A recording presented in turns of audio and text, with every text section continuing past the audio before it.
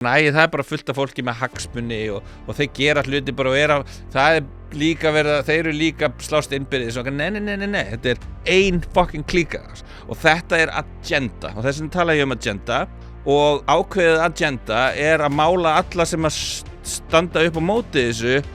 upp sem öfgamenn, sem ofbeldismenn, sem hvíta þjóðerni sinna, sem rasista, sem nínasista, þess vegna sér maður þessum stimpli beitt svo mikið að þeir bara afneita því að það sé eitthvað í Svíþjóð, í London. Þetta bara London bara geðið næs og bara fjölmenningar samfélag. Ég bjó í London, sagði Marja Lilja mitt, ég bjó í London, það bara geðið næs og á þess að vilja viðurkenna að þetta sé orðið vandamál, og þetta sé búið að breyta bara demografíunni í þessum löndum til frambúðar. Góðan daginn og velkomin í hlaðvarpið Ein pæling. Þessi þáttur eru boðið fiskhúsi.is, bæjarins bestu pilsur, Happy Hydrate, Alvöru Bón og Polsen. Nú ef þú ert að hlusta á þetta á almennri veitu, þá ferðu inn á partus.is/ein pæling til þess að fá þennan þátt á undan öðrum og án auglýsinga. En fyrir ykkur sem eru að hlusta, þá vil ég eindregið hvetja ykkur til þess að eiga viðskipti við þessi fyrirtæki, því þrátt fyrir það að þau séu ekki sammála mér allt, að þá þetta fyrirtæki sem að standa undir málfrelsi á Íslandi og það nákvæmlega það sem þetta hlaðvarp stendur fyrir. En víkjum okkur á þættunum, gjörið þið svo vel. Guðjón Heiðar Valgarðsson, hvað segirðu gott? Ég bara nokkur hress. En það ekki? En þú sjálfur? Ég bara mjög góður. Það gleður mig að þér. Þú ert atvinnu áhlatur. Jú, vissulega. Samsæriskenningamaður. Veistu hvað munurinn á samsæriskenningu og sannleikanum? Hvað svona hálft ára? Já. Það er svo geggjulínu þannig að þegar COVID var sem hæst og þetta dót það var alltaf munurinn á samsæriskenningu og sannleikanum hálft ár. Já, COVID var svona svolítið erfið tími fyrir okkur álata. Það var svona að því að þú veist allt þetta var svo mikið bull. Bara eins og vera þvinga mann til að vera með þessa grímur og eitthvað og þú gast ekki gert það sérstaklega, þú veist, ég fór að vinna hjá Elko á þessum tíma og það var bara þetta policy, skilur, þú veist, fylgja náttúrulega öll svona stórfyrirtæki öllum svona ákvæðum, skilur og bara í vinnunni með einhverja taugrímur í andlitinu alla dagi svo þú vissir að vera bara bullshit, skilur en já, þú veist, og allir þessi, og svo maður kannski að vinna með einhverjum svona eitthvað, og þú veist, þeir voru svona ávíta oft kunna hún á að vera alveg við nefinu ég man eftir þessu ég þarf að sitja undir þessu sitja á mér og ég á ekki alltaf auðvelt með að sitja á mér. Tókst þú þátt í því að segja við fólk að Nei, vá, þetta er djóka það var bara, ef fólk að vera hérna skilur að tala við mig, ég sagði ekki orð sko. Þetta var ótrúlega bilað tími, ég var eins og í Danmörku á flugstöðinni og þar var svo sagt svona 2000 manns í sér sett fyrir öryggisleitin og öryggisleitin tók alltaf miklu meiri tíma át þegar þurfti að vera svo mikil bil og eitthvað þannig. Já. Og ég man að ég var þannig og það var alltaf undskyld, du skal have en munnband. Það segði mér að hafa yfir sko. Ég var alltaf að segja bara I got a conditions og ég man sko það sem var merkilegt í þessu var að ekki endilega að það var einmitt eitthvað fólk sem var að segja mér að ég ætti að vera með grímuna yfir nefið. Heldur sko offorsin og reiðin sem ég fann frá öðrum borgurum sem voru þannig að taka þátt í þessu sko. Algjörlega, það er oft það sem var svona og þetta var sko út af þetta var sett upp þannig að ef þú værir ekki með grímu þá væri þú að vera rosalega eigingjarn að þú væri að fara að smita aðra skilju, það snýst ekki öryggi þitt, þetta snýst aðra það var það sem var svona nefarious, hvað er íslensk orðið, bara svona, þú veist svona, já, ákveðin undir föruleiki einhver já, akkurat, og þú veist, og þá einhvern veginn, og það er alveg sem mér er ekki sama aðra, skilju, ég hef samvisku og þá er þetta leðilegt að vera sakaður að gera ekki, og þú veist einmitt að fólk sko byrjar að svona horfa á mann og saman að gerist með bólusetningarnar, skilju og að þú veist, þetta snýst ekki öryggi þitt, þetta snýst að þú verndir aðra og eitthvað að vera alltaf að setja þetta þannig upp og þetta náttúrulega virkar á fólk og þú vilt ekki, og sérstaklega þeir sem trúa þessu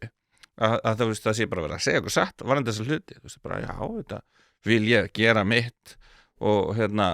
já, eins og varst ekki þú sem postaðir þetta gæri sem að vallarverðinum Jú. Já, akkurat það var einhver annar sem postaði, ég repostaði já, þú repostaðir þessu og bara maður aðbörg hvað sagði hann eftir eitthvað svona okkar þjóð eitthvað áfram Ísland, áfram við neglum þetta já, allt eitthvað svona, þetta var svona pepp og við saman hér, öll saman nema þeir sem að sjá í gegnum þetta og ég fekk alveg frá, þú veist, einhverjum frængum og svona eins og allir sem að, þú veist, varst þú bara, þú veist, fyrir utan þetta þú fórstu ekki sprautu Nei, ég fór ekki sprautu Nei, akkurat sama hér sko. Og þá fekk maður alveg og einu sinni fekk ég með skilabaka ætlar ekki örugglega að fara í sprautu þú veist, Jonni, sem fjölskylda minn kalla mig sko. Eitthvað, veistu hver ég skilur þekkir mig, heldur í alvörinu að ég sé að fara í þessar sprautur og held actually hún gæti eitthvað sannfært mig sko. En svo var þetta í mitt bara fjölskylduboð og þú veist, það var bara þú veist, maður fekk kannski ekki það ég sé ekki, hafa ekki fengið, ég fór í nánustu fjölskylduboðin en svo var náttúrulega alltaf þessar takmarkanir og eitthvað og mín fjölskylda svona yfir höfuð er ekki sammála mér svona, ekki eins og kannski þekkir systkini mín, Viktor Ára og Alexandru Brím og þú veist, og það alveg skilur þau fór alveg örugglega ég veit ekki, allavega 3 sprautur eða eitthvað skilur en já, þannig að þetta gæti verið þau björguðu þér það sem fór ótrúlega mikið fyrir brjóstaðu mér í öllu þessu var sko ég var að hlusta á hann heitir David Nabarro sem var yfir smitt ferlunum eða eitthvað hjá sem sagt alþjóða heilbrigðisstofnuninni og ég man sko áður en bóluefni kom að þá sagði hann að það væri óskynsamlegt að þeir sem væru sem sagt ekki veikir fyrir væru að fara í þessar sprautur út af því að það þyrfti að verða svona 10 ára test áður en allir myndi fara í sprautuna og svo bara örfáum mánuðum síðar að þá voru bara 5-6 ára börn að vera að mæta upp í Laugardalsvöll og ég var bara, það meikar ekkert sens þetta var svo styrlað sko og þú veist, þetta verður einhver svona múksefjun og geðviki og fólk sko, það sem held ég stærsta vandamálið og við sjáum þetta líka varandi bara alla umræði eins og innflytjendamál og þú veist, bara í raun og veru hvað sem í samfélaginu og auka feminisman og svona, bara fólk heldur að fjölmiðla sé að segja satt skilur, mjög margir þeir gera sér ekki grein fyrir því upp að hversu miklu marki þeir eru færir að ljúga fólki hagræða tölfræði staðrendum og bara öllu til þess að ýta undir þetta agenda og það stundum það sem ég finnst kannski að fólk átti sig ekki á að þetta markmið, þetta yfirlýstu þeir að reyna að móta samfélagið eftir ákveðnum formerkjum og ýta undir og þú veist þess vegna sérðu bara, þú veist bara ef einhver stígur upp á móti þessu eins og þarna, þú veist bara Brynjar sem mætti hingað, skilurðu hann var rosalega fljótir fjölmiðlandir bara að hakka hann í sig, þú veist hann bara að kalla nasista, bara, hann fór í skyrtunum bara 18, þú veist og það var bara nasisti, bara þú veist, örugglega eitthvað sem hann ekkert spáði og þú veist, bara 1 og 8 eitthvað, og há, þú veist hver veit þetta, skilur, og einmitt, þú veist ég veit ekki, með skjöld Íslands eitthvað, þetta hakakross eitthvað, þetta ekki hakakross, þú veist, ég veit ekki og talandi það aftur, þú veist þeir eru bara að hakka þá í sig bara núna 20 dögum, gerði þessi gæjar eitthvað ég sá það ekki berja neitt ég sá það ekki gera neitt af sér niður í bæ þú veist, ég veit ekki, og þú veist ok, einhverjir að mér með ofbeldisdóma hefur komið fram, en skilur, þú veist hvenær sæir einhvern annan hóp, ég meina myndu þið taka fyrir hóp af mótmælendum sem eru að mótmæla, skilur, Palestínu eða eitthvað og segja bara, heyrðu, á þessi þetta, það eru 4 af þeim eru með ofbeldisdóma á sér, skilur myndu þið gera það? Ferskur fiskur fastur liður í matarvenjum Íslendinga og þegar veitingamenn bjóða upp á fiska þá þýðir ekkert að bjóða upp á annað en hið ferskasta og hið besta. Fiskhúsi.is býður upp á ferskasta fiskinn, framúrskarandi úrval og að sjálfsögðu afburða þjónustu. Hvort sem það fyrir veitingahúsið, hótelið, mötuneyð eða hvað annað, sama hvar þú ert á landinu, þá ferðu inn á fiskhúsið.is og heyrir í strákunum. Ég veit það ekki, sko, ég reyndar fylgir ekki alveg þarna út af því að ég nefnilega ekki alveg sammálaður í sambandi við fjölmiðlana, sko. Ég held að allir sko Gunnar Smári var með frekar góða greiningu á allir það sem að gerist í COVID í sambandi við RÚV þegar að RÚV var einhvern veginn orðin sko miðill sem að var með aðal markmiðan sem var að hafa aðhald gagnvart almenningi að hann væri framlenging stjórnvaldsins til þess að færa rök fyrir því að fólk ætti að fara í sprautur og að vera sem minnst að efast málstæðin og helst að svona allur forgrunnur af allri fjölmiðlun var einhvern veginn byggðist rosalega mikið af því að það væri verið að, þú veist, eins og þú ert svolítið að segja, sko, að passa upp á það að þessir aðilar sem einhvern veginn að efast að þeir einhvern veginn tortryggilegir, sko, þeir sem eru með að færa rök fyrir því að þetta hafi komið úr einhverju tilraunastofu, þeir eru gerðir tortryggilegir sjálfkrafa sem kom svo á daginn að var vísast rétt en ég er samt ekki alveg sammálaður með það að einhvern veginn að fjölmiðlar séu með þetta yfirlýsta markmið og ég held að fjölmiðlar séu bara oft í svolítið þröngri stöðu gagnvart því hvernig þeir fjallum hlutina. Í fyrsta lagi náttúrulega geta kannski verið að innblýna á einhver ein mál og verið að setja sér rosalega vel inn í það, en þau kannski fá einhverja svona smá, kannski eðli máls samkvæmt, fara í svolítið svona yfirborðskenndar hugleiðingar, það sem einhver svona Facebook póstur eins og þegar Grímur Atlason sagði bara hérna, já, þetta náttúrulega 1 og 8 sem er Adolf Hitler og þar að leiðandi hana með svona undirliggjandi skilaboð til þeirra sem að mæta á þessu fjölmiðla á þetta að við ætlum að vera aðhyllast Hitler, sko. Ok, en skilurðu, þá erum við samt kannski, þá erum við samt að tala að, jú, vissulega eru fjölmiðla menn kannski, þú veist, ekki vísvitandi að taka þátt í þessum blekkingum. Ég er ekki að segja að þeir sem að mæti vinnuna þú veist, hjá RÚV sé eitthvað, nú ætla ég að fara að blekkja fólk, skilju. Þú veist, og þetta er miklu meira byggt á svona, hvað sem svona institutionalized, eða þú veist, bias, þú veist, það er að segja hlutdrægni, stofnanalægri hlutdrægni, það ekki, ágætis íslenskun á því. Og að það sé þess að, og svo er þetta akademisk hlutdrægni líka, og þú veist, og bara varðandi, þú veist, eins og skilur tölfræði og þú veist, ég veit ekki, það koma bara svona dæmi og ég meina að þegar við erum að sjá fram á svona vissa vargöld í okkar samfélagi, þú veist, í raun og veru, það er rosalega mikið, sko, svona, ég veit ekki að segja stríð, en hvað getur maður sagt? Þú veist, það eru stríðandi fylkingar. Það er ágreiningur, mikill samfélagslegur ágreiningur. Já, akkurat, og það hefur þótt erfitt að ræða þessi mál, skilur, á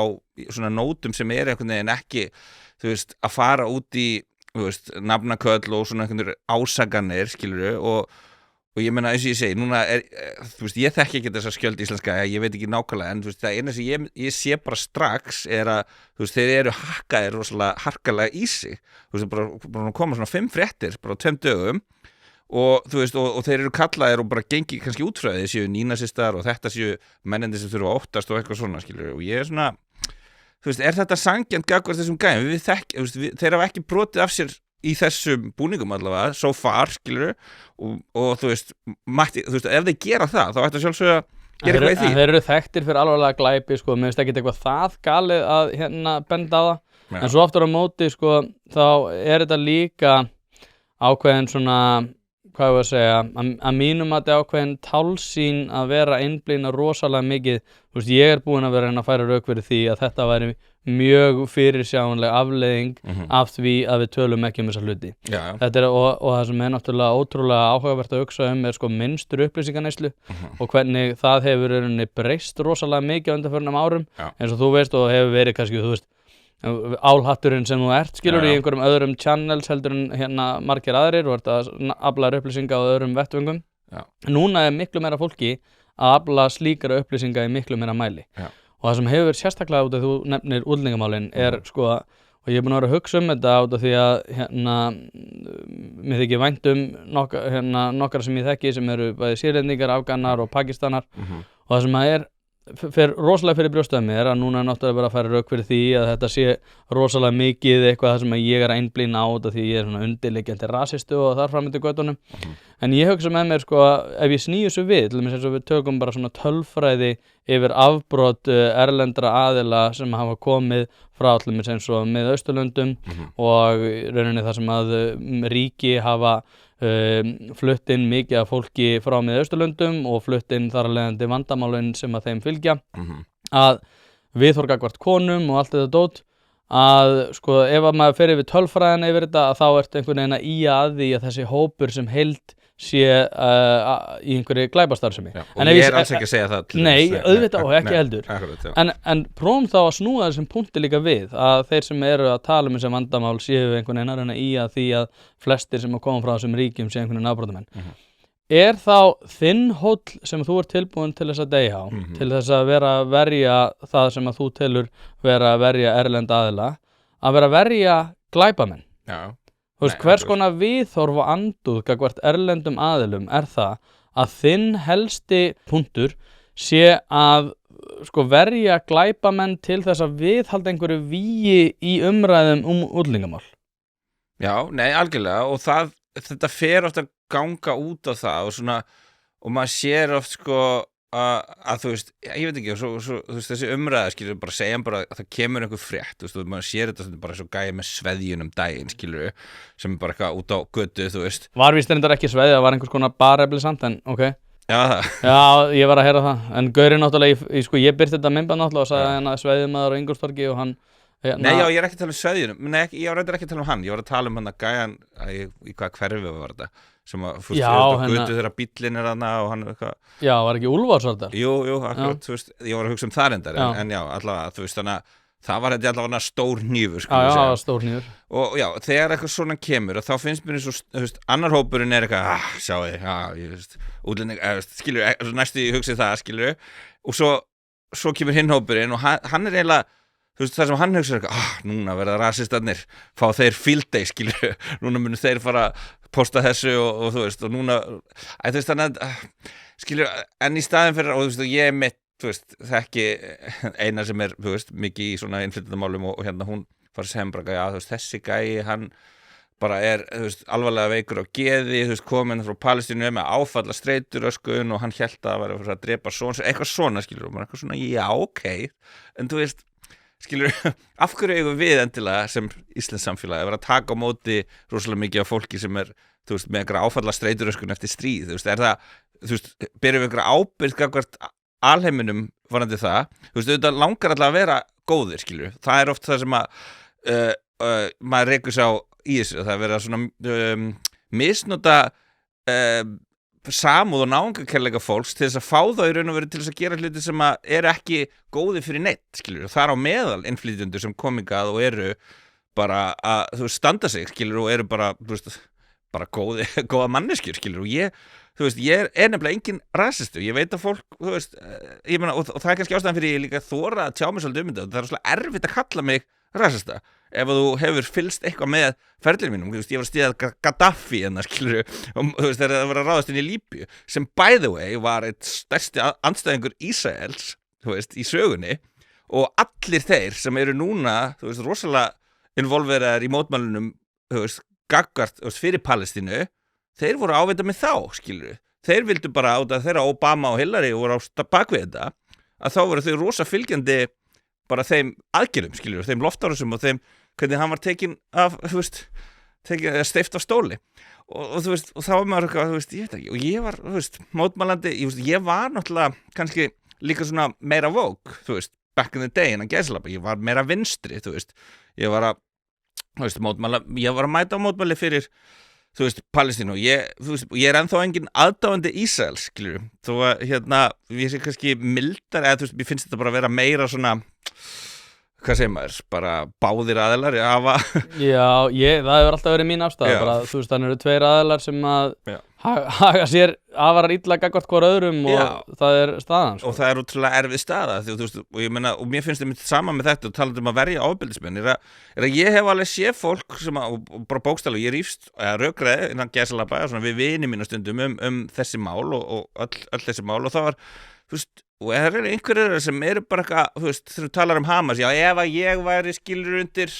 svona árásum allan daginn og þá myndi ég nú örugglega fara að gera hvað, þú veist, sprengja einhver börn í loftu og okkur stórmörkum, skilur, seriously, fattar ekki að menna, þú veist, því að hvað varðum, þú veist, bara Gandhi eða þú veist, þessar hugmynd Gandhi sem kannski er ekki jafn, hvað sem mikil glansmynd og maður hélt kannski þá og svona, en þetta með allavega, þú veist, að reyna þá að vera með friðsæl mótmæli, en ég skil líka, ég skil pirring fólks að þú veist að mætir á mótmæli og ég hef verið þar, ég var mótmælandi Íslands svona fyrir utan náttúrulega Helga Hósíðarsson, þú veist þegar búsáhaldabyltingi var, þá var ég alltaf í fréttunum og eitthvað alveg brjálaður, skilju, með mörgum af þessum einstaklingum, skilju, þú veist sem að eru, já, en þú veist, já, og þá var til dæmis ótrúlega þreytt ef einhver gerði eitthvað, kastaði steini eða eitthvað og þú varst bara eitthvað, þú veist að láta okkur öll í dill út, bara eins og með þessa málningu, skilju, þú veist, ég vissum að, eins og komið fram, að langflestir sem fóru á þessi mótmæli, þeir vildi ekkit vera að styðja það. Þannig Marja Lilja sagði samt sem áður að þetta væri vatnsleysanleg málning og þar leiðandi var þetta alltaf læg. Akkurat, þú veist, það koma svona afsakanar. Ég einmitt fór til hennar og Alessandru og með Alessandru systir og Viktori í spjallum daginn. Já, ég var það. Já, ok, og fórum líka í hérna, ég og Haukur, Álaturinn, sem er mér í podcasturinn Álaturinn, plug, og við rættum JFK skilin og eitthvað, og það var rosalega vinalegt spjall og meira sér líka frekar gott spjall fannst mér hjá okkur þegar ég fór með systkinum mínum. En það var svona einn hluti sem hún sagði, sko, þú veist, var eitthvað svona getur ekki verið að þú veist, þú sért ekki rasisti að þú hafi rasistar skoðanir og það var svona áhugaverður punktur, ég hugsaði, þú veist, að því að nei, sko, mín afstæða gagnvart þessu og hún náttúrulega byggist, þú veist, svolítið á álhattaperspektífinu og það er bara, ég hef verið að horfa upp á ákveðin markmið spilast út rosalega skýrt og þau ganga öll út á sama konsepti sem er heimsyfirráð innan geðslappa og þú pælir bara, þú veist, ríkasta fólki heims, þú veist, ef að það vill skilur bara miðstýra völdum, þú veist, betur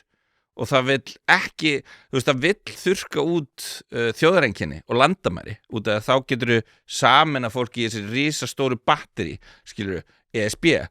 North American Union, þú veist, eða þú veist, skilur öll þessi milliríkja samkomulög og sama með eins og Paris Climate Accord, þú veist, þú vilt að komi skilur lög og reglur sem að þingi í einstaka ríkjum hafa ekki að segja, skilur. Og þetta er náttúrulega að, sko, hvað sem undermine, þú veist, hvað er að leita? Grafa undan lýðræðislegu sjálfstæði þjóða í Evrópu og víðar, skilur, að það sé markmiðið og síðan ertu með, þú veist, einhver svona bálkn í Brussel og eitthvað sem að byrja bara að taka allar ákvarðanir og það er auðveldara fyrir þetta fólk að stjórna þeim batteríum heldur en hver einustu ríkisstjórnum, og þetta er agenda og þess vegna tala ég um agenda og að ákveðið agenda er að mála alla sem að standa upp á móti þessu upp sem öfgamenn, sem ofbeldismenn, sem hvíta þjóðerni sinna, sem rasista, sem nínasista, þú veist, og þess að sér maður þessum stimpli beitt svo mikið og jú, mögulega á hann við í einhverjum tilvikum og sennilega eru þeir sem eru þar þeirra með línuna líka, skilur en þú veist, þá kemur þetta aftur að, skilur þú veist, að það eru slæmir aðilar í báðum hliðum, skilur og það mun alltaf vera þannig og við ræddum svolítið þetta með í podcastinu hjá Maríu-Lilju og en sko að þetta er búið að vera rosalega skýrt og ég byrjaði að pæla í þessu fyrir 20 árum, skilju, og ég fór að sjá þetta og þú veist, og svo er þetta búið þú veist, að vera rosalega skýr þróun í áttina þessu og þú veist, og þú vilt sko grafa undan öllum sem eru sko mesta ógnin eða sem geta mögulega staðið í vegi fyrir því og það eru þá allir sem eru að tala fyrir sjálfstæði þjóða og það tala fyrir jafnvel bara einhverjum svona, þú veist, almennum þjóðniskendum, skilju, bara, þú veist, við Íslendingar erum svona þjóð og við stöndum orðum, þú veist, kristin gildi eða hvað sem það er, skilju, að þú þarft að gera það allt tortryggilegt og það er vísindinni gert, þú veist, í gegnum fjölmiðla og sama með líka bara, þú veist, sterkir karlmenn, skilju, ef þú getur svolítið svona, hvað sem feminæsað menn, þú veist, það er gert á svolítið svona meiri svona aumingjæri og verið, skilju, og svona þú veist, þá er það líka jákvæmt fyrir þig það eru aðlar sem að myndu kannski mögulega standa upp á móti svona áformum, skilur við, þeir væru orðin rosalega skýr og áþreifanleg í samfélaginu og við erum að sjá þetta bara stigmagnast og já, eins og þú talaður kannski það. Hlaðvarpið er í samstarfi við Stöndu og mikilvæg fyrirtæki og eitt af því er Polsen. Polsen.is til þess að skera hvað eina, hvort sem þú þarft að fara í bílrúðu skipti eða einfallega bílrúðu viðgerð, þá ferðu inn á Polsen.is. Ef það er stjarna í framrúðunni þá bara bókaru tíma á heimasíðunni, ferð með hann og hann er tilbúinn samdægurs. Ekki vera með stjörnu í bílrúðunni, Polsen.is, láttu græða rúðuna strax í dag. Já, en líka sko út af því að talandi um að leysa úr vatni hugmyndir að það var líka rosalega stór vinkill að mínum að í þessu er að sko, ég er búinn að vera að segja þetta núna í örugglega í kringum ár að það er töluvert lengra áleið heldur en að fólk gerir sér almennt grein fyrir og þegar við erum að tala um þessi útlendingamál að það hafa viðhorfin breyst gríðarlega mikið og það er ekki bara út af því að það er einhverjir hægri menn eins og ég, Stefán Einar og Frosti Logason sem erum að fjalla með þessi mál heldur það miklu frekar að fólk hefur séð samfélag sitt taka gríðarlegum breytingum á undanförnum mánuðum og það einhvern veginn sko, eins og Orwell sagði það, þú veist að erfiðasta stundum að tala það sem beint fyrir fram að nefið þær og það það sem við erum svolítið að upplifa og það við erum að tala svona að leysa upp úr vatni að einmitt þegar að þú ert farin að fara rök fyrir því að allir séu rasistar sem að tala þessi mál að þá ertu mögulega að fara að sitja uppi með það að þú ert komin með stóran hóp rasista sem eru þá, út af því við erum að tala þessa málingu ég meina við erum að fara að sjá þá einhvers konar átök í því formi að við erum að fara að grafa undan okkar hugmyndum það hvað ofbeldi þetta nú bara máling, þetta nú bara eitthvað púður maður og þá allt í einu koma rasistarnir og segja ok, þá mæti ég bara næst með hérna rauða málingu á næstu Palestínumótmæli og lúðra yfir alla sem eru þar og þá allt í einu komin tókstrið ok og þá kannski kýlir einhver og þetta eins og þú veist eins og ég til dæmis tala hérna ofbeldissamböndum að þá einhvern veginn eitthvað svona ákveðin stífla sem brestur og þegar stíflan brestur og þá ertu ekki að fara að byggja hana meðan vatnið að renna og það þetta svolítið sem ég hef miklar áhyggjur af út af því að, og eins og ég segi alltaf í þessum þáttum að það eru Sýrlendingar sem að standa sig frábælega, það eru Afganar sem að standa sig, það er fullt af fólki sem að standa sig mjög vel í okkar samfélagi og bara orðin hluti og atvinnurekendur og hérna standa sig vel þeir verða fyrir barðinu á þessari stjórnlausu meðvirkni eins og hjá Mari Lilju sem að byggja bara því að við erum einhvern veginn að fara vera rosalega sko hérna meðvirk gagnvart eins og þessum manni ég er ekki búin að fá það staðfest en ég spurði blaðamann út í þetta ég held að þessi sami maður og var á þingpöllunum hérna Gólandi þetta var sami maður og mætti í RÚV og sagði hérna heyrðu já ég sagði upp minninu minni til þess að vera á tjaldbúðunum á Austurvelli og þetta er sami maður og gerist frægur fyrir það á TikTok fyrir það að vera að birta myndbönd af sig vera áreita bandaríska ferðamenn og við erum einhvern veginn bara ótrúlega meðvirk gagnvart þessu öllu og segjum bara já, ég menna við þurfum bara að passa okkur hvernig við höfum að tala ég ætla ekki að passa mig hvernig ég ætla að tala ég ætla bara að tala hreint út þessa hluti því ég veit að þegar að hólminn verður komið og þegar við erum komin á þann stað að við erum farin að sjá meiri öfgar í þessu þá verður skjöldur Ísland bara eitthvað svona smá dæmi sko. Já, ég skil þig, já einmitt, og það er auðvitað, þú veist og vissan hátt alveg frekar ókvækjandi þróun skilur að þetta er að öfganir það verið að fæða öfganir báðar áttir frekar en að skilur að hann fær okkur nær en það, þú veist, ég hef samt séð líka svona smá meiri svona hvað sem maður, samræður eins og ég fundist mjög, þú veist, þess vegna kann ég vel að metta þitt hlaðvarp sko, þú varst að tala við hann daginn skilur, hann að Jasmínu og þú veist að ná aðeins að skilur ræða málin því ég veit að þú veist að þú er ekkert á móti henni skilur sem manneskju frábær, ég er mjög góð vinkonu mín já, ég er að segja og þú veist og þegar hún skrifaði hennan pistil ég er svona, þú veist að því ég er alveg svona sammála mörgur sem þú veist að segja skilur og ég en málið er og þegar kemur einhver skilur og þú hefur ekki séð þessi mím sem eitthvað af hverju eru þið að vera reiðir út í innflytjendunar þegar það er skilur peningaöflin sem eru þessu áttur að vera reiðir úti og þú veist ég er eitthvað svona já en ef að peningaöflin eru að koma með ósjálfbært er að stuðla að ósjálfbæru magni af innflytjendum og já fólki frá öðrum löndum hælisleitendum og hvernig sem það er til landsins í því markmiði að sundra samfélaginu skilur þú veist, að þá er ég að sjálfsögðu sammálaður, ég er á móti því sem peningaflun er að gera, af því að það er líka vont fyrir, þú veist, eins og Jasmín skilur, af því að það er fólk sem að lendir þá í fordómum sem hefur kannski ekki lendið í áður, út af því að fólk er farið að verða pirra bara á þessu yfir höfuð skilur, og að það fer að búa til og það fer að finna blórabögla og það er kannski svona, þú veist, hættan við þetta og þá fer að það veit þetta líka, þú veist, ég menna það eru íslenski múslimar sem að læka og ekki íslendingar endar sem að læka allar færslur hjá mér sem að þar sem ég er að fjalla með þessi mál og það því að þeir gerir sérlega grein fyrir því að það er aðstæður sem að þeir eru að flýja vilja þær ekki fá hingað og við einhvern veginn, nei, þetta nú við þurfum alltaf einhvern veginn að sko móta okkur að lægsta samnefnar og þess vegna er þetta svo ótrúlega vinstri sinnað er þetta því að ef við svo lengi sem við bara jöfnum allt allt er alltaf jafnað og allt er alltaf tekið sem einhverna heildarmynd í staðan fyrir það allir að ef við myndum taka þannig útlendingamálunum að bara þeir sem að brjóta af sér og eru að haga sér eins og bjánar eru bara reknur á landi hugsaðu hvað það myndi kæla niður ég meina hver væri að fara að peppa skjöldur Íslands undir þeim formerkjum Já, algjörlega, sammála því og þú veist og það er einmitt, þú veist, ótrúlegt hvað, þú veist, og meðan skilur við að tala bara að Litla-Hraun er bara stappað, þú veist, það er og þú veist, að það er ætti að vera mjög auðvelt að flytja fólk úr landi, skilur, sem að hefur brotið að sér ítrekka, skilur, eins og hvað heita sem tók upp nafni forsetans, þú veist.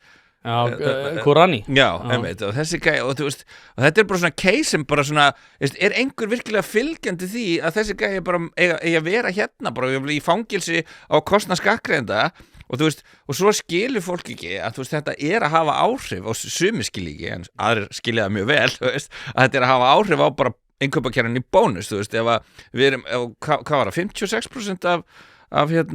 sem eru á atvinnuleysisbótum, eru Já, ég var eitthvað búinn að sjá þessa tölfræði, náði ekki að staðurinn hana, var einhver að segja þetta að vera kjaftaði. Það var í viðskiptablaðinu, það var byrt þar, ég meina, og nú er ég að tala um að fjölmiðlar sé ekki treystandi, en sko, þú veist, var þetta svona tölfræði, allavega held ég að, þú veist, þeir væntanlega færi ekki að byrta þetta nema að það væri byggt á allavega einhverju. Tölulegum gögnum. Já, algjörlega, en ég segi bara svona, ég finnst það væri eitthvað aðeins minna, skilju, þetta allavega stór hluti og ég ekki að, þú veist, segja þetta á að vera velferðarnet og þú veist, velferðarkerfi sem að, þú veist, heldur utan þú ert ekki með opinn landamæri og velferðarkerfi, sko, það er bara þannig. Nei, þú veist, það er nefnilega málið og þú veist, og sérstaklega ekki, þú veist, og bara, þú veist, alls konar vandamál, þetta er bara mikið, skilja, það er of mikið magn að koma á of stundum tíma og þú veist, þú sér bara með leikskólaplass og eitthvað, þetta þarf, þú veist, þetta fólk sem kemur inn, það börnin þeirra þurfa að fara á leikskóla og þú veist, og þá verður erfiðara fyrir, þú veist, almenning hér að koma börninu sínum á leikskóla, þú veist, og þar verður erfiðara að, þú veist, halda áfram að vinna, skilur, þetta býr til alls konar vandamál og þú veist, og eins og ég segi, þú veist, og ástandi í Breiðholtsskólann og þetta er hluti sem við fjallaði þú veist, það þurfa að vera með kannski túlka eða 12 mismunandi tungumál í sama skólanum, þú veist, þetta er ekki á neitt hátt rökrétt leið til þess að láta samfélag virka, þú veist, og það er kannski það sem að, þú veist, er eitthvað sem að fólk virðist, sko, vinstra megin eða þeir sem eru á, þú veist, þeir virðast ekki geta einhvern veginn viðurkennt þetta upp að því marki eða þú veist, eða þau vilja bara kenna öðrum hlutum þetta, bara já, við erum ekki að standa okkur nógu vel, við ættum að vera að gera betur í að taka á móti þeim og við ættum að vera, þú veist. Já, það er margt í þessu, sko, núna til dæmis var verið að byrta fréttir af því að Stefán Einar hafi verið að ljúga í hlaðvarpi hjá Sölva Tryggva þar sem hann var að tala um það að væri erfitt fyrir ljósmæður á fæðingardeildinni að taka á móti börnum út af því að þær eru fyrir áreiti og fleira þar fram til göttunum. Svo var sagt að það væri kjaftaði og ok, ég reyndar veit ekkert um það, ég hef ekkert talað við Stefán Einar um þetta eða hvað hann fékk þessar upplýsingar eða neitt. En aftur á móti að þá einhvern veginn svona, þú veist, út af því að það tekið þetta dæmi, það sagt að enginn kannast við þetta, það kemur reyndar fram í þessari yfirlýsingu að það eru fá dæmi um það að það hafi orðið einhverjir árekstrar og það er ekki tiltekið hvort að það hafi verið út af einhverjum sem að voru hælisleitendur eða ekki, en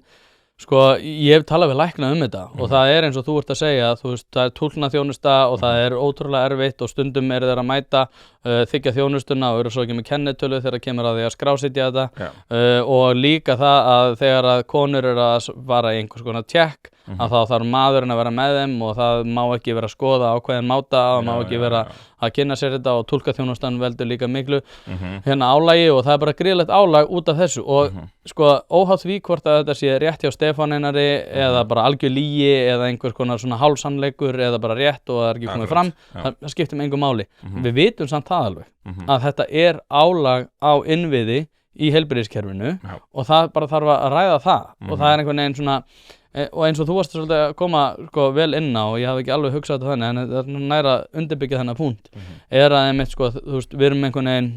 þú veist, fólk sem hefur áhyggjur af þessu er einhvern veginn skjöldur Íslands. Fólk sem hefur áhyggjur af þessu eru sjálfkrafa rasistar. En ég held að það sé bara rosalega mikið og ég myndi reynda að segja að það væri langstærsti meirihluti Íslendinga sem hefur áhyggjur af þessu en svona, þú veist, á erfitt með einhvern veginn að ræða þetta, á erfitt með að ramma þetta inn og það einhvern veginn sko, og þá einhvern veginn þarftu að móta þá ímynd að þeir sem eru að ræða þetta og þetta er bara samanverið sem við sáum í Svíþjóð þegar var einhver kennari sem var einhver heimildamynd og þar var hann að færa rök fyrir því að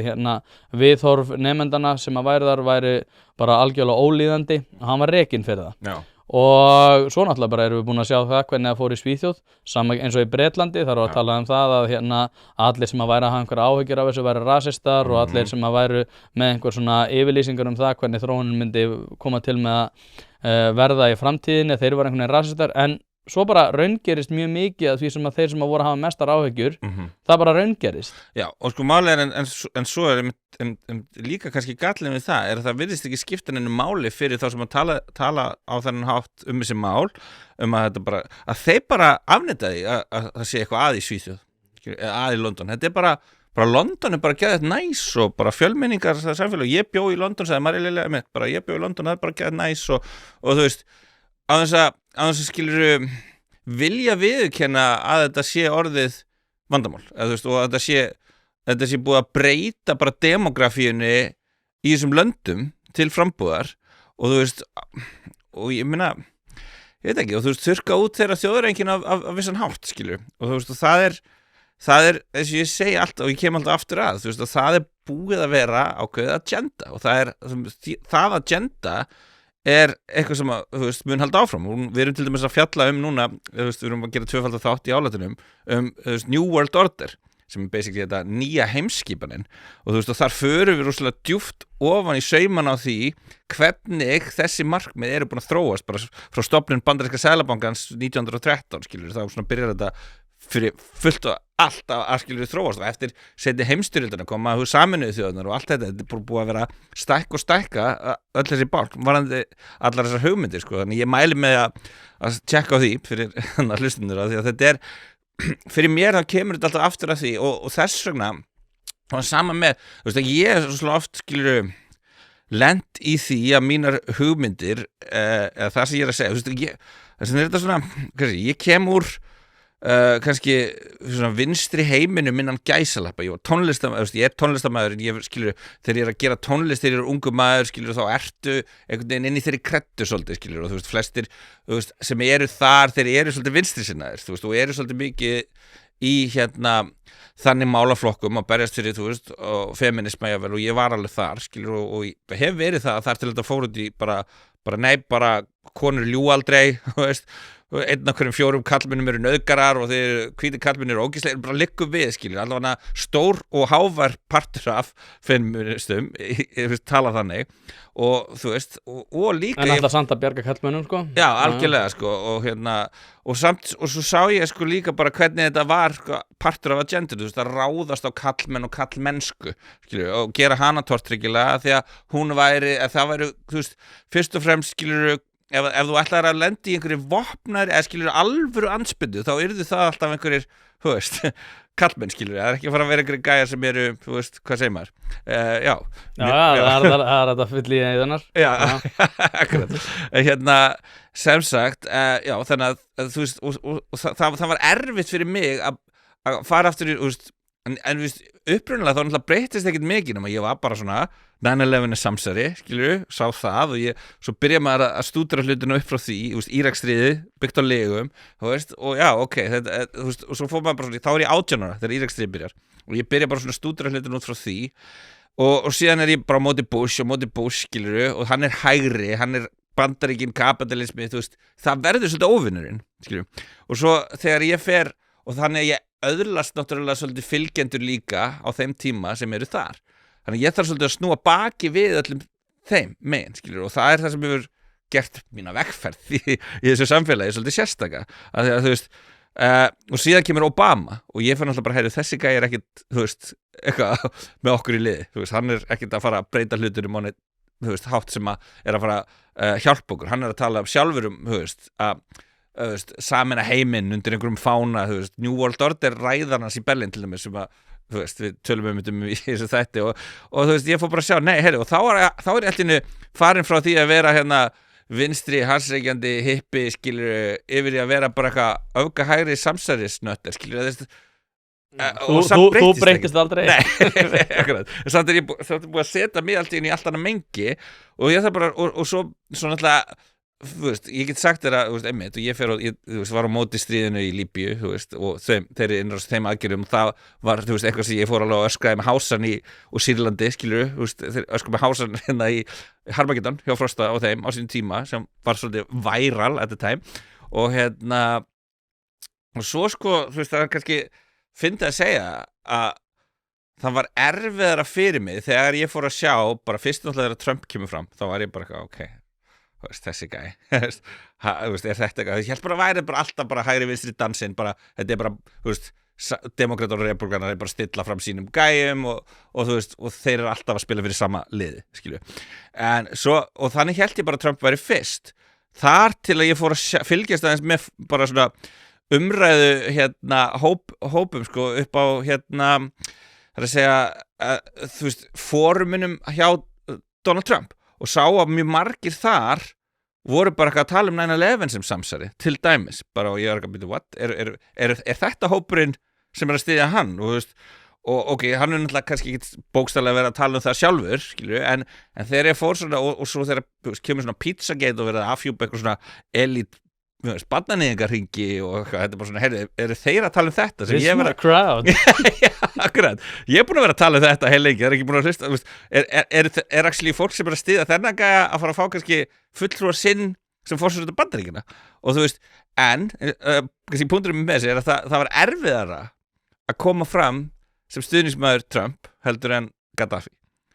skilju. Aha. Já, það var erfiðara fyrir mig, bara persónulega leið þannig að það var Hlaðvarpið er í samstarfi við fyrirtæki sem að veita úrvalsþjónustu og eitt af þeim er Alvöru Bón. Við skulum bara vera hreinskilin, ef þér þykir vænt bíliðin þá lætur þú gera þetta almennilega og það er nákvæmlega sem Alvöru Bón gerir. Ferð með bíliðin, hvort sem það eru alþrif, djúphreinsun, mössun eða hvað eina, þá skellur þér á Alvöru Bón og lætur degra við bíliðin. Farðu inn á vefsíðuna og tryggðu þér 10 tíma klippikort, þá þarftu bara ekkert að vera að pæla í þessu. Alvöru Bón, kíkið á þetta, þið verðið ekki fyrir vonbrigðum. Það er erfiðara að fara úr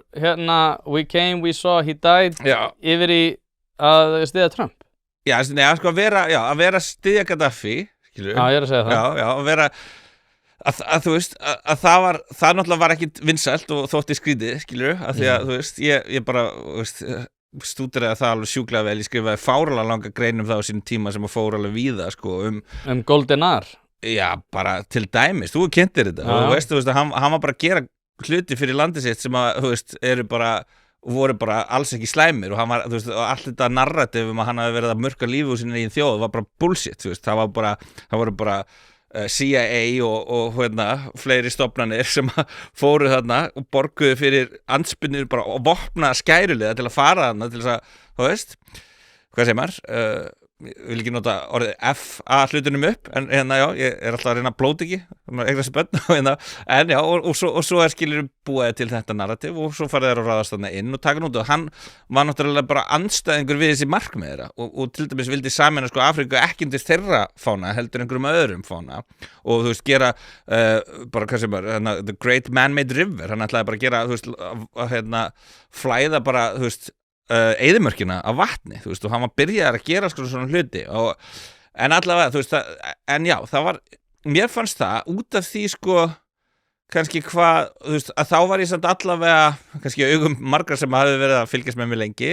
á mótmæla þú veist, bandarískum stríðum og svoleiðis þú veist, og það var kannski alveg margir þó ekki allir, tilbúnir að styðja mig þar en leið að bara, þú veist ertu að fara að styðja Trump, skilur þá var það einhvern veginn svona bara, ég var að fara yfir einhverja línu sem bara fekk alveg mjög marga til þess að bara missa alla trúa mér eða missa allt álita mér, skilur, og ég gerði mér alveg grein fyrir því að það var það sem myndi gerast, þú veist, en ég veit ekki, ég fekk sterka tilfinningu fyrir því að bara ég þyrfti að fylgja, ég hafði alltaf fylgt sannfæringu minni hingað til, þú veist, eða þangað til, getum orðað þannig, og ég þyrfti að halda því áfram og kannski er þetta ágætis vinkil til að leiða okkur aðeins inn í þetta sem er að gerast með Trump núna þú veist, það er náttúrulega Epstein-skjölin og svo skandall innan gæsalappa þú veist, sem ég líka fylgst með mjög lengi og margir núna eru bara byrju, þið sáu náttúrulega þessi ummæli hjá honum þú, vantilega, þú veist, þegar hann er bara hvað ummæli nákvæmlega? Þegar hann er basically bara svona að drulli við sitt eigi base bara, þú veist, segja bara, þú veist, þetta er bara boring dót og þetta er eitthvað demokrata hoax og eitthvað svona, þú veist en sko, ég veit ekki, ég bara, þú veist, ég er búin að fylgjast það vel með og stúdera þetta það mikið og þú veist, og Jeffrey Epstein og Donald Trump voru erkióvinir, þú veist, þeir voru vissilega kunningjar, eða jafnvel mætti segja vinir, skilur at the time, þú veist, það sem þeir eru, hann er að koma hana til Mar-a-Lago og það er einhverjar myndir að þeim náttúrulega saman í einhverjum partíum og svona og það er en sko það sem að síðan skjálfest að Donald Trump bannar Jeffrey Epstein frá Mar-a-Lago, staðnum sem hann á, fyrir að vera að krýpast í einhverju dóttir einhvers meðlimsanna.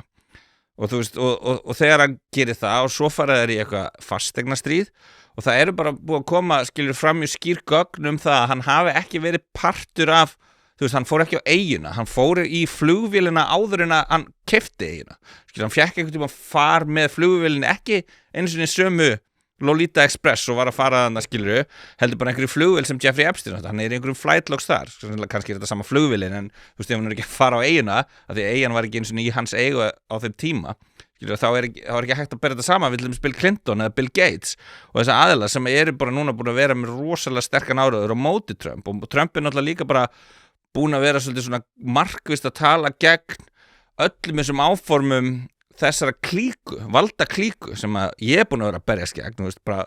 kemur aftur að the enemy of my enemy, þannig að þú veist, eins og bara með, þú veist, Paris Climate Accord, þú veist, hann á móti því, hann dregur Bandaríkin út úr þessu, World Health Organization, allar þessar alþjóðastofnanir sem eru spiltar og eru að þjóna þeirra markmiðum, þessara valda klíku, að hann svolítið svona að annarkvæmt stokka upp hlutunum þar eins og með NATO eða þú veist, eða þá bara bókstaflega bara ætlar að hóta að fara með Bandaríkin úr þeim og sama með bara tollana, skilju, hann að vinna á móti þessari alþjóða globalisma, hann vil bara fólk, bandarísk fyrirtæki fara aftur í að framleiði Bandaríkinum og hann vil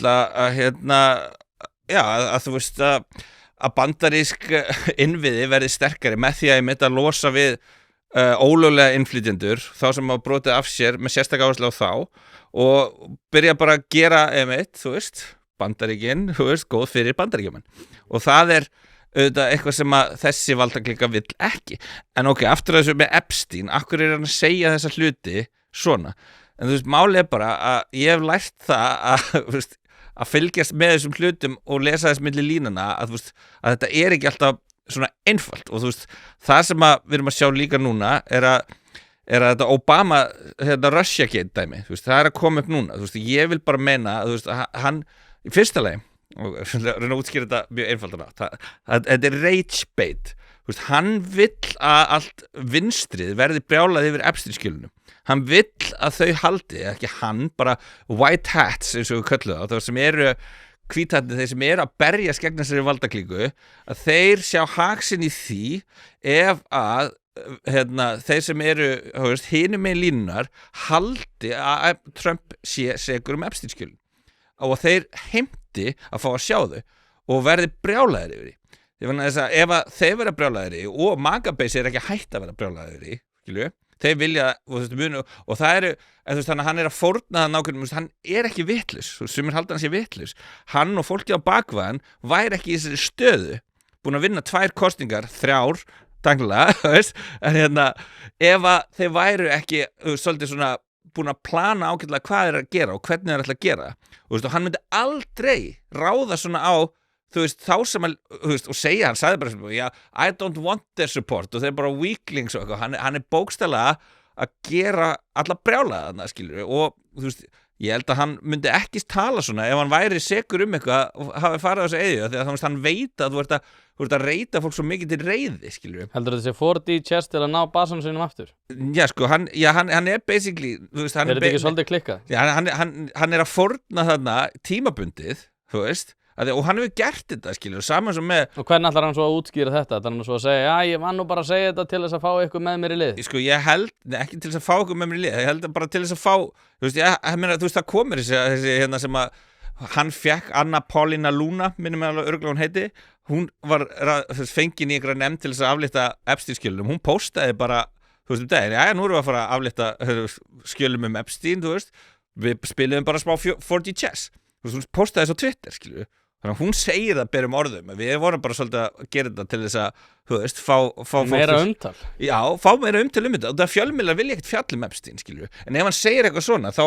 verða þeir, og hann hefur gert þetta nokkru sinnum, eins og hann segir, I wish Ghislaine Maxwell well, og eitthvað svona, I wish her well, mannst ekki eftir þessum ummælum. Já, þú veist, og þetta alltaf svona, what, akkur hann að segja þetta, og þú veist, en þetta auðvitað gera þá allir fjölmiðlar fréttum þetta, þú veist, beinir sjónum almennings svolítið meira að þessu og þú veist, en svo held ég líka bara að þú veist, að þetta verður að gerast, allar þessar upplýstanir og hann búinn að gera gera mig gott og allar þessar hrakspár sem að komi til dæmis út af tollunum, það var bara heiminn og jörð myndi farast, ef hann myndi innleiða alla þessa tolla. Hann bakkaði líka með að slatta þeim. Já, það var bara strategi. Það var 10% eftir. Já, en var ekki skilur 90% af Vietnam. Nei, en hann byrjaði bara svona, þetta er bara, ég geri þetta, nema þið komið að samningaborðinu og svo koma þeir, ok, bakka, skilur. Þetta er bara svona, hann er að nýta styrk, þjóðarinnar, það hvað Bandaríkin stór í alþjóða markaðskerfinu. Hlaðvarpið er í samstarfi við fyrirtæki sem hafa sett svip sinn á íslenska menningu og eitt þeirra eru Bæjarins bestu pylsur. Ég og þú vitum alveg að þegar við fáum okkur pylsur sem er ekki frá Bæjarins bestu og þá vildum við að svo væri. Það segir það í orðinu, þetta eru Bæjarins bestu pylsur. Þið vitið það, ég veit það, skellið þessu hlaðvarpi í eyrun. Farið á næsta sölustað og kaupið ykkur tvíhleypu ásamt einhverju góðu að drekka. En hvernig, nú velti ég fyrir mér þetta því að, þú ert að segja svolítið svona mikið af hlutum, ég man þetta alveg eftir þegar ég horfði á heimildamynd Epstein og þá var þannig að tekið viðtal, stutt viðtal og þetta var sýnt, ég man ekki hvað þessi mynd heitir, ég þarf eiginlega að finna það aftur. Það var hann að garðyrkjumaður sem að sagði bara, já, ég sá Bill Clinton bara mjög oft og hann var alltaf hana og hann var hana og ég var bara eitthvað sinna minni vinnu. Og svo var Bill Clinton bara að segja, ég fór aldrei hana. Ég bara, what? Já, en svo ég komið spurninguna, allir aðrir sem að gaggrina Trump eru með TDS og allt þetta dót. En ert þú ekki samt komin svolítið langt í það einmitt að fara gegn því sem að þú svona almennt stendur fyrir að vera að spyrja spurninga í það einhvern veginn að þú bara sérði ekki sólina fyrir honum og þar alveg ertu blindur? Alls ekki, af því að ég get alveg skilið að fólk haldi það og ég er alveg tilbúin að leyfa fólki að halda það vegna þess að ég bara, þetta er bara komið svo oft fyrir, saman sem með bóluefnin, skilju. Trump fór að styðja bóluefnin og þegar hann byrjaði á því og bara hann ætla bara að styðja bóluefnin, og ég skildi það ekki á þeim tímapunkti. Operation Warp Speed. Já, akkurat. Og málið var að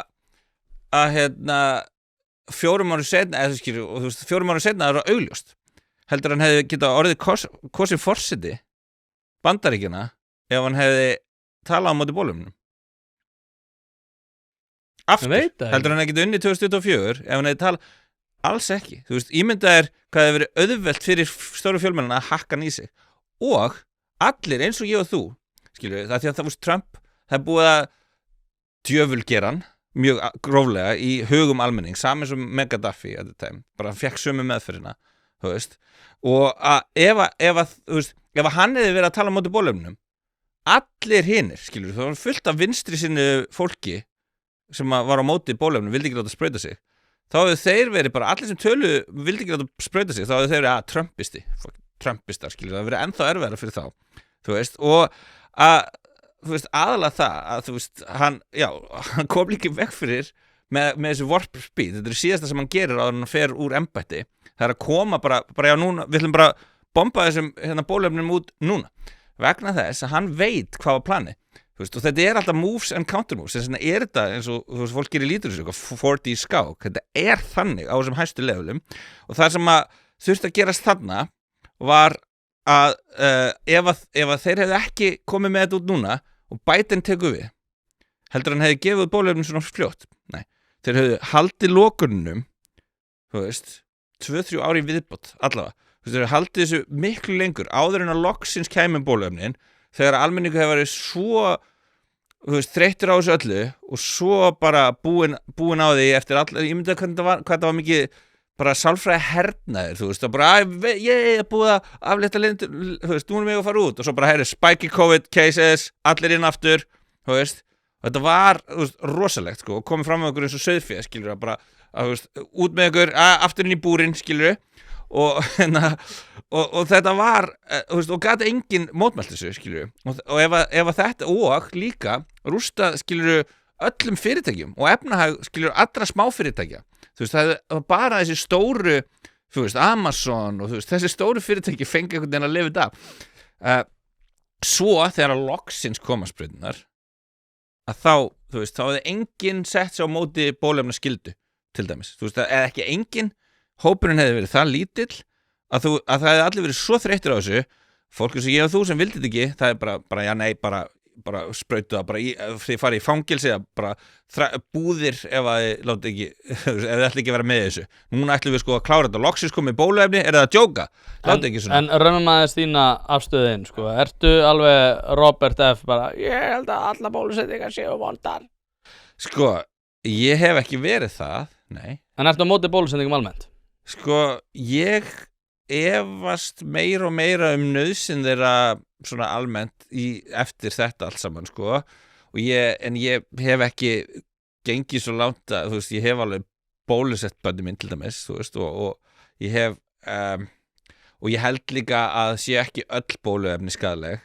hver þeirra eru það? Ég held að séu einhver þeirra á sérstaklega eins og í Bandaríkjunum þar sem Robert Kennedy er að tala að þú veist það er hvað 30 sprautur á móti hvað 11 á Íslandi eða eitthvað það er eitthvað fáralega Ég þekki ekki töl fyrir annars Nei, það eru miklu fleiri skyldusprautur í Bandaríkjunum heldur en á Íslandi eða í Evrópu Ég þurfti að fara í auka þegar ég farið til Afríku og til Indlands og svona Já, og þú veist, og ég veit ekki ég veist, ég bara ég er skeptískur en þú veist, ég er ekki þú veist, bara ekki með kannski hæfnina til þess að meta það algjörlega, þú veist, og ég hef en ég kannski aðalega séð þú veist, þegar ég reyndi að fara að stúdera þetta einmitt bara svona út af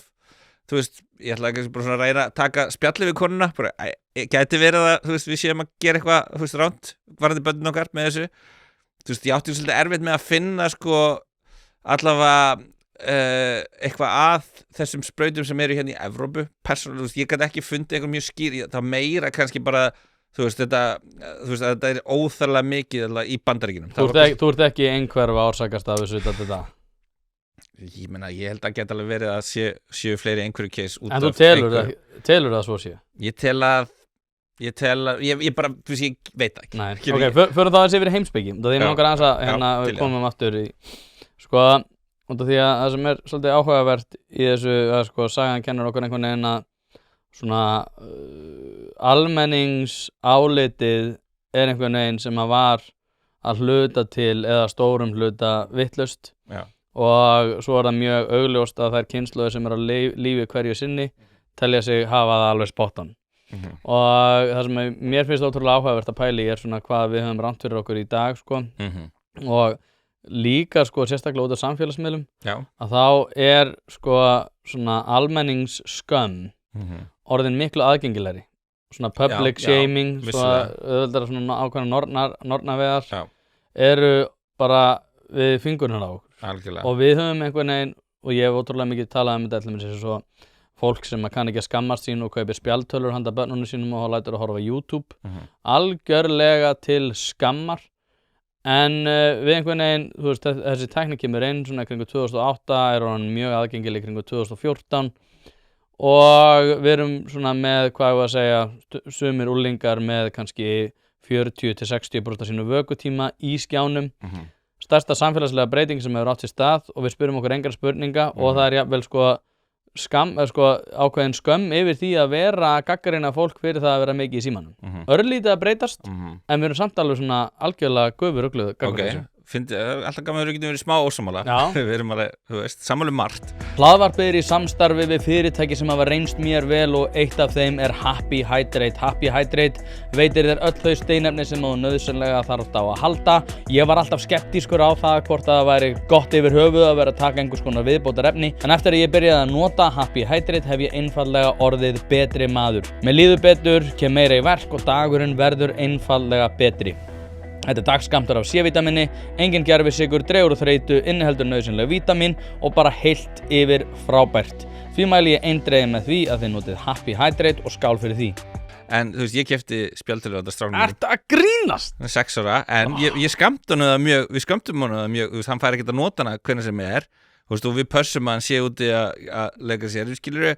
En það koma moment þar sem að hann þú veist, og það sem er kannski mikilvægast af öllu er að ég er að fylgjast mjög vel hvað hann er að horfa á og ég passa að þetta sé langmest, eða þú veist, ef hann er að horfa eitthvað, sé að langmestu leiti fræðandi dót, þú veist, hann kann sko margföldutum töfluna, þú veist, hann lærði þegar hann var 5 ára, þú veist, ég bara spurt hann bara, þú veist, öllu, 7x8, bara 56, hann kann þetta allt, út af að hann horfði mikið á number blocks, þú veist, ég lét hann horfa á Chess Kid, skák bara, krakkaskák, þú veist, sem er bara, og ég er skákmaður og hann fekk alveg bara æði fyrir því, skilur, og hann var að horfa á það, þannig að þú veist, og svo er bara svona alls konar eins og I'm some og svona dæmi sem bara alls konar heimspeki pælingar og eitthvað, þannig að ég fylgist með því og passa að þú veist, það sé ekki á mikið, skilur, en við höfum líka alveg séð að stundum kannski þá þú veist, svo er þetta náttúrulega bara líka, þú veist, það maður, þú veist, það er þægindin við þetta, eru ótvíræð, þú veist, að þú ert, skilur, þú veist, ég með vinnu og ég með, þú veist, núna 2 börn og ég með hlaðvarp og þú veist, og fleira, skilur, sem að, þú veist, gera það verkum að, þú veist, það er bara stundum orkustíð bara þannig að, þú veist, þú þarft einhvern veginn að geta kannski leitt bara stráknum aðeins að, þú veist, slappa af, skilur, og gera eitthvað þar sem að þú getur aðeins bara slappa af, en ég menna, þú veist, hvað er börnin þín gömul? 3 og 1 árs. Já, ok, en þú veist, ég meina, ég er að segja, þú veist, hann er 6 ára, gáum þetta í 6 ára afmælisgjöf og þú veist, það var bara svona, og hugsaðu með mitt, að þetta myndum fylgjast með þessu. En hvernig læra hann þá margföldna töfluna? Bara YouTube, skilur þá, hvernig fækka skjá? Það var bara í sjónvarpinu, skilur þú veist, bara færa stundum að horfa á teiknumyndir eða, skilur, sjónvarpi og ég meina, ég horfði á teiknumyndir þegar ég var krakki. En sjónvarpið er svo allt annað. Ég sko, út af því að þú talar spjaldtöluna sérstaklega, sko. Ég er aðalega að tala spjaldtöluna. Barnið mitt var alveg að horfa á sjónvarpið, skilur, og hann getur lært margföldunartöfluna þegar horfa ekki skemmtilegt. En ég, sko, það er eitthvað við skjáinn.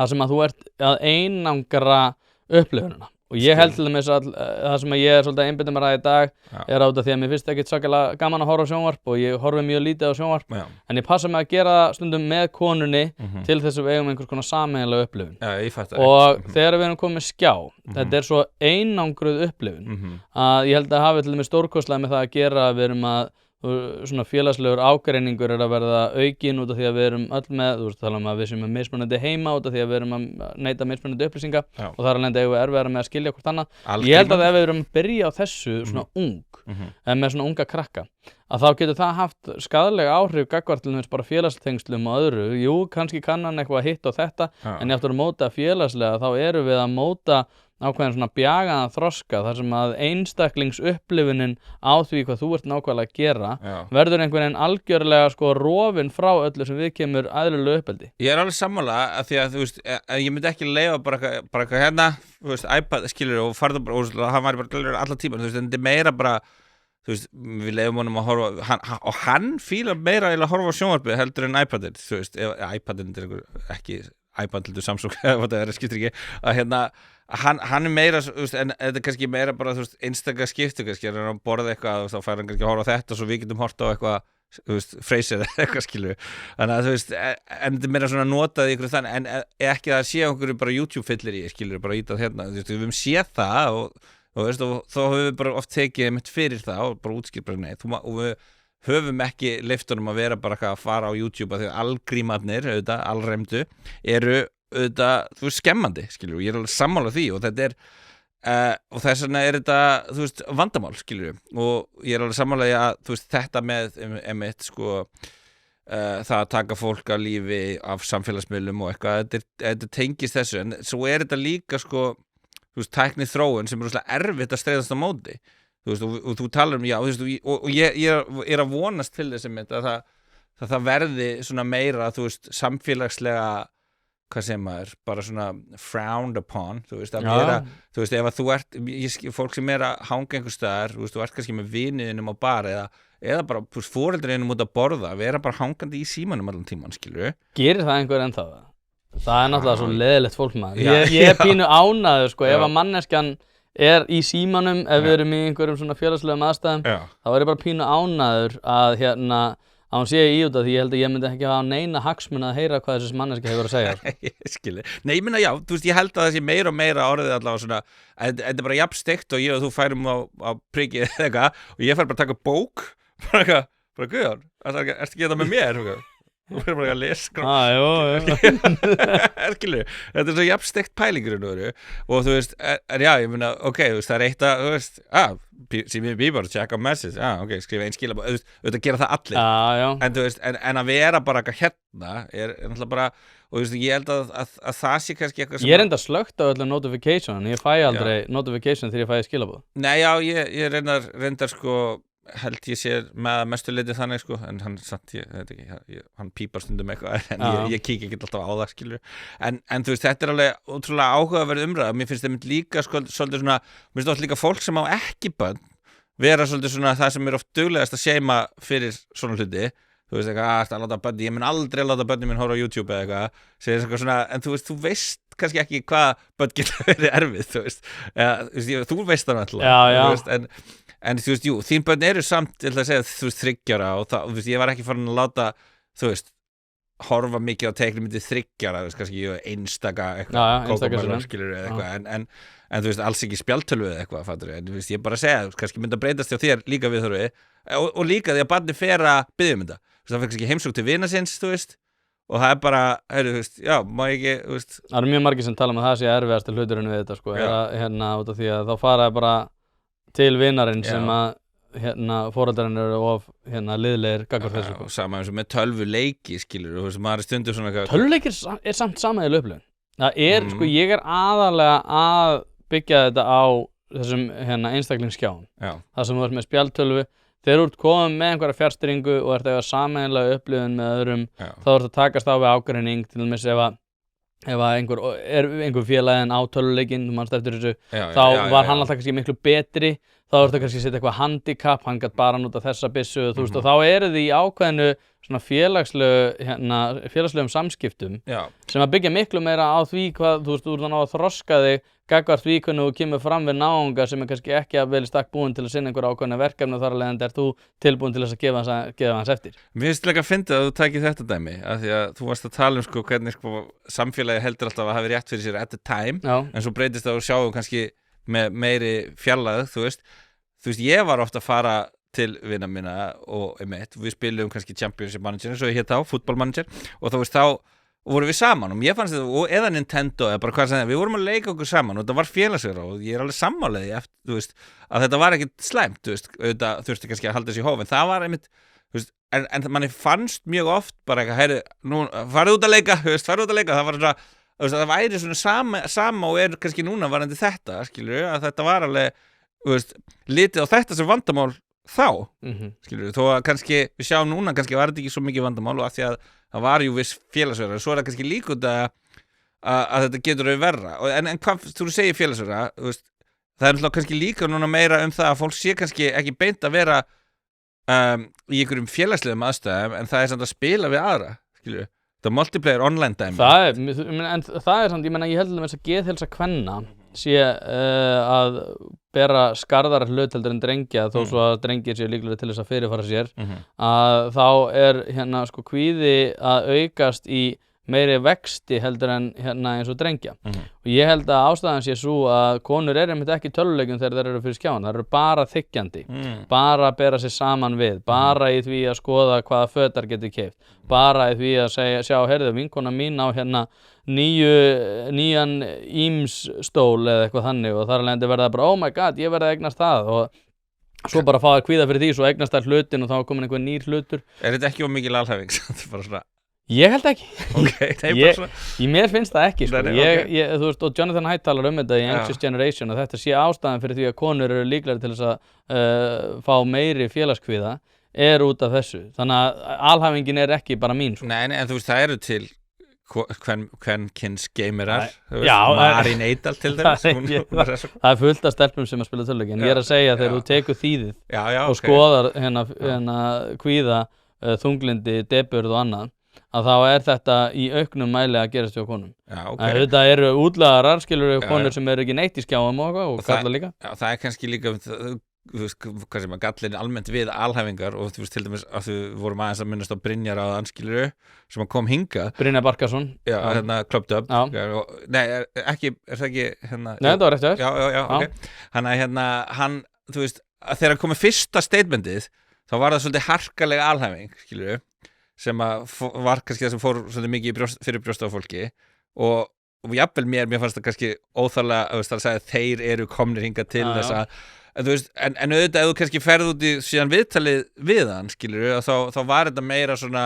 núanst afstæða, skilur hann var ekkit að segja, þú veist, það alveg auðvitað átlega og þetta ekki almennt séð allir sem að gera það en hann var kannski að tala svolítið eins og þú, bara svona að margir þeirra að gera þetta, skilur en þú veist, þetta bara svona þú veist, já, ég var alltaf í Morfís þú veist, alltaf, skilur, fór sér í úslit Morfís og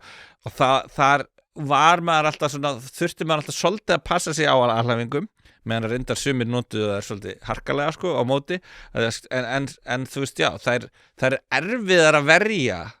oft í rökræðum alhæfingar þú get, en auðvitað þú veist. Þú ert svo woke maður, manstu þegar þetta var einu svona í öllu svona woke umræðum og þá var alltaf verið að undirbyggja punktana á því að það mætti sko alls ekki vera alhæfum hópa og mætti alls ekki svo gáfust svona flestir þeir sem eru woke upp á því og þeir gerðu sér grein fyrir því að það var alltaf verið að tala um hvíta kalla og hvíta og þess að það var svona það hentar ekki lengur að nota það að megi ekki nota alhæfingar þannig að við hættum með það var eitthvað, you can't generalize about a gender Já, nei, þú veist, það nefnilega það sem að mér finnst líka svo fyndið út að mér finnst svo oft mikill tvískinningur hjá vinstrinu og þeir tala rasisma en þú veist En á saman tíma þá áttaði þess ekki á því að það er bara the definition of racism þegar að þið koma með písli á því hvítu, forréttinda, kallmenn eitthvað svona, skilur eða bara hvít og það þeir virðast bara að það virðist vera eins og það sé bara þú veist í lagi ef að þú veist hvítur að vera gett að tala á móti hvítum af því að þá sérstu bara, þá ertu ekki að vera rasist þú ert bara að vera gett cool að vera gett að tala um móti þín megin hóp, ég veit ekki hvað það er ég er samt ótrúlega þakkláttur fyrir þetta og það er núna þegar ég horfi í svona aðeins í baksendspeiling þú veist þegar Vóki er alveg dautt og enginn tekur marka á neinu sem þetta fólk segir lengur að þá erum við komin ég er að segja við sem erum hugsandi sko það er gott að þetta fór svona einfallega út af því að ef þetta hefði verið svona svo ég fá að setja svona slæ eða svona slóttugt og sniðugt að þá hefði kannski sko sannfæringamátturinn verið meiri en út af því að það og eins og þú ert að segja það sem þú ert einhvern veginn með hvít fólk og það er vont og peningar eru rasismi en það að tala kynþátt sumra er í lagi þú veist, þetta var svo stjörnuruglað að ég held að sko Vóki hafi dáið töluvert hraðar heldur en að hefði gert ef að þetta hefði verið svona lævíst, slóttugt og sniðugt kannski, en finnst þér það samt vera þú veist málega er að þú veist ég lít svolítið á þetta bara að þú veist fjölmiðlar eru samt ennþá lævist að ít undir þetta og það er ákveðin og þetta er ennþá til staðar og þú færð pósta sem eru bara obnoxiously woke sem eru bara með 1000 deilingar skilur og þetta er ennþá ég er ennþá að sjá þetta og verð svolítið bara svona fyrir barðin á þessu, þú veist, og er alltaf eitthvað halda áfram, skilum, ég er ekki alveg sammálega að það sé alveg dautt en hitt eru marga sem eru woke, þú veist, og kannski þannig kreddu bara ég veit ekki, kannski, sko, en ég minnum ég náttúrulega var með systuðinni á paneli þar sem við vorum að ræða woke og Karinni Kjartans líka mér varst það mjög skemmtilegt, sko en Píratar einmitt gerðu svolítið þau mistök að þau reyndu að þeir píratarnir reyndu að maður er sjálfur orðin með þetta back-channel að tala einhverja kynhlautlaust tungumál en þeir píratarnir sko náttúrulega keyrðu svolítið á Vókinu en svo allt í einu þá vildu þeir ekki kannast við það þegar það gekk ekki Já sko, já, en þú veist þeir voru samt alveg vísvitandi Vók í í kostingunum, skilur þeir tóku Vókul, Brynjar Níels kastaði Vókinu út úr gluggann og þau tóku aftur og björguði og eitthvað þannig að þú veist, en þau gömluðu einhvern veginn á það að fólk og svo komið undir þeim formerkjum nákvæmlega er ég að segja að þetta sé búið Já, ok, ég skilði þið ég vil meina allavega að það sé það sé í dauða tíunum kannski. Já, 2,5% þjóðarinnar getur alveg deilt 1000 sinnum sko. Já, reyndar en svo er aftur á móti eitt ágefni svo við komum aftur líka inn á punktinn sem við vorum að ræða áðan sem er svolítið áhugavert sko, að það er alveg þetta er tvíeggja sverð þegar að Vóki deyr og það sem að mér þótti mjög svona einkennilegt vissi ekki hvernig ég átti að taka því var hversu vel var tekið í það þegar að skjöldur Íslands birtist á fjölmiðlum og þegar maður sá það bara á Facebooku, þetta er ekki á vísindalegum grunni en þessir aðilar virtust fá miklu meira af jákvæðum viðbröðum heldur en neikvæðum. En þú veist, finnst þér þeir vera bara nínasistar? Ég finnst ekki vera nínasistar, ég held að það séu bara, þú veist, gæti alveg sumir að þeim verið með einhver varhugaverð sjónarmið sem að geti verið hættuleg Gæti alveg verið, ég þekki ekkert til þessa hóp sem ég sé þessa umræðu og ég þekki einn sem að hérna sagði sér enda frá þessu sko, sem að hérna var í þessu og hann sagði bara, vildi ekki vera í þessu út af því að þetta væri kannski ekki alveg eins og hann hafði séð fyrir sér. Ok, en ég þekki þetta ekki, eina sem ég veit er að þú veist, það er... Já, ég þekki hann ekkert, ég kannast við hann og ég spjalla með hann 2-3 eins og bara ástandi með leigubíluna, ég er búin að fylgjast með taxihunter-gæjanum og eitthvað og þetta er orðið bara, þú veist, svolítið svona ástand og það, þú veist, það gæti enginn gert neitt í þessu nema þá að fá hennan stimpil en, þú veist, ok, kannski, þú veist, ég veit ekki en þú veist, þessi krossana, þú veist, gæti deilt það, kannski hefðu þau getur notað annað merki eða eitthvað, þú veist, er þetta Járkrossin er samt alveg eldgamalt fyrirbæri og þeir eitthvað, Breivik notaði þetta ég eitthvað, Breivik notaði þetta líka já, það er alveg rétt en þú veist, það var svolítið málað upp eins og þetta hafi verið sko uppfinning Breivik sko. Já, akkurat það er, og þú veist, og svona merki mitt hafa verið notuð í ýmsu samhengi, þú veist í langan tíma, skilur, og þú veist en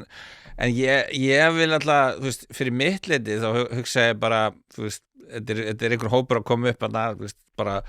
ég sé alltaf minnst alltaf að lifa bara alltaf að njóta vafan, skilur, kannski ef þeir eru bara að labba og bara fylgjast með að sé ekki verið að beita eitthvað fólk ofbeldi, ég meina, er það eitthvað sem þarf að hafa áhyggjur af, eða, þú veist, ef þeir eru bara svo stöðvaðir ofbeldi, að fylgja einhverjum, þú veist, stelpum í leigubíl eða, þú veist, ég veit ekki. Já, sko, ég er alveg samt sammála lögreglunu það að þegar einhver ætlar að ganga í störf lögreglu að þá er það orðið mjög varhugavert, sko. En eru þeir og það er þróun sem að, já,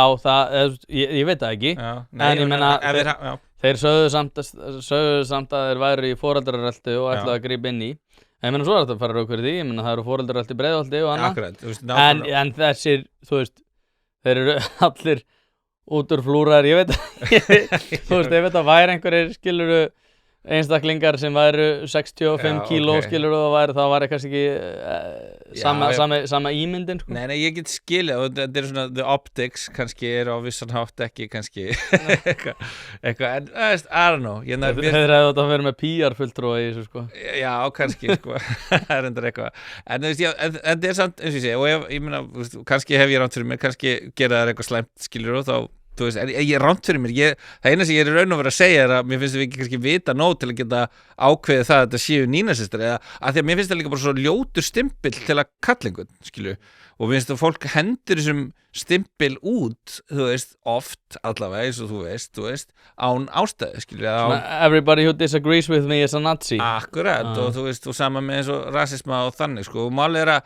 ég vil meina að það verði ekki friður eða við fáum ekki leyst úr þessum málum fyrir en að, þú veist, þetta leiðir mig alltaf aftur að því, þú veist, ég er búin að stúdera samsæriskenningar í, þú veist, 20 ár plús, skilju og ég hef, þú veist, bara komist að þeirri niðurstöðu að, þú veist, það þarf að afhjúpa samsæri, skilju, samsærið er með greini, skilur, þetta er ekki eins og margir halda og ég veit að sumir eru örugglega margir ósammála með núna að þetta sé bara eitthvað svona, það er bara fullt af fólki með hagsmuni og þeir gera hluti bara og það er líka verið að þeir eru líka slást innbyrðis og nei, þetta er ein fucking klíka, ég ætla ekki að blóta en þetta er valdaklíka sem er miðstýrt, þeir eru stiltur hópur með sameiginleg markmið og þau beita sömu aðferðum þeir eru búin að gera svona roundtable groups þú veist í öllum löndum í heiminum sem að ganga út á það að innleiða þeirra markmið í gegnum menntakerfið, í gegnum fjölmiðla, í gegnum skilur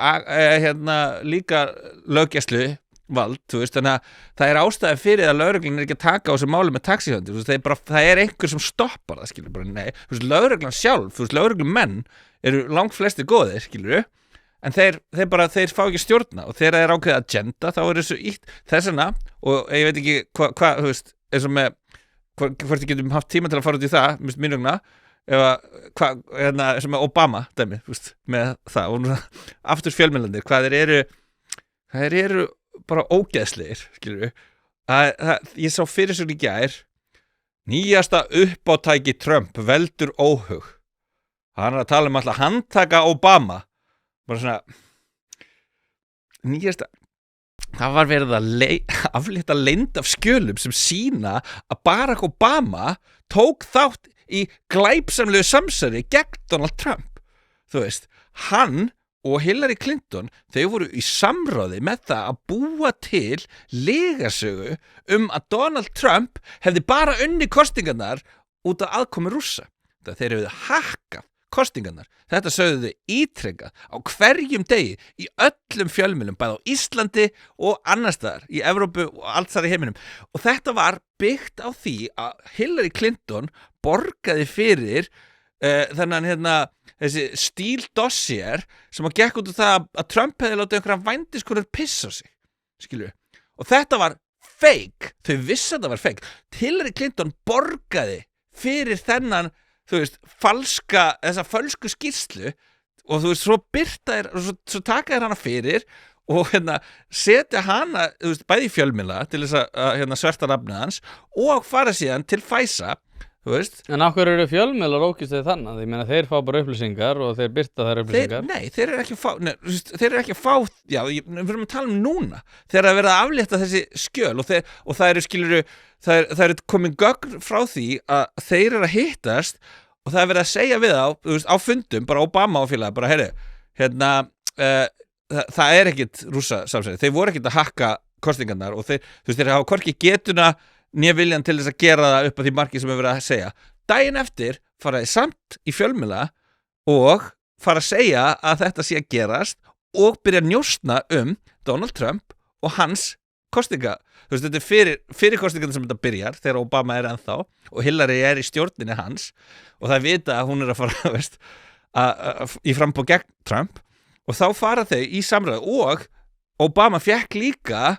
þetta e-mail skandalinn, þú veist, hann fer bara til FBI og segir, nei, þið dreppið þetta, skilju, og þannig að hann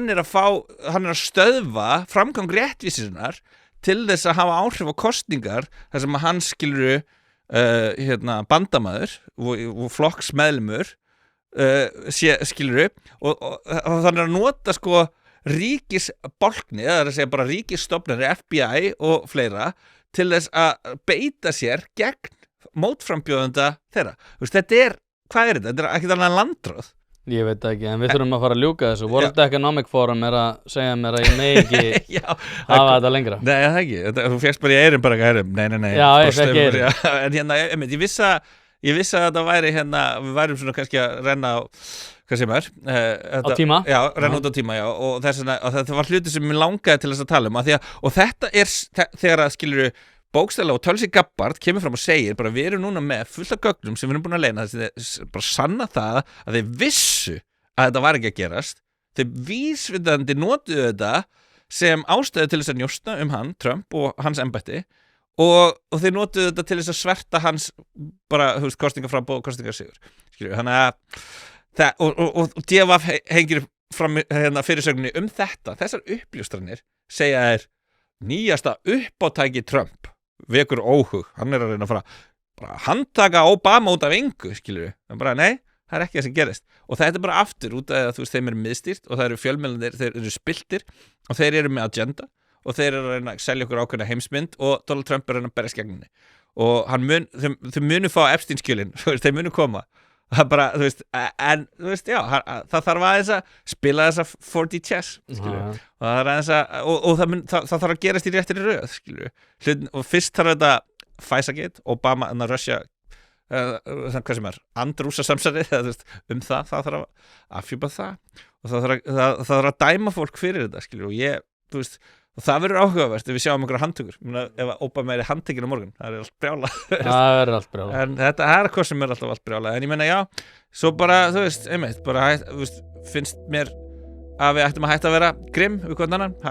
annað vera góð við hvort annað you'll own nothing and you'll be happy já, þetta er að koma í eyrun líka nei, og bara, já, að skilur reynum að ræða hlutina á þess að vera að kalla hvort annað, skilur, liptarda eða nýnasista eða hvað sem það er, skilur, ég meina auðvitað, þú veist, eru það einhverjir og þá má kannski kalla það sem eru það en, þú veist, ekki það sem eru það ekki, en já, það er búið að vera hressandi. Þetta var mjög hressandi. Takk aðeinslega fyrir að koma, þangað til næst. Já, til í það.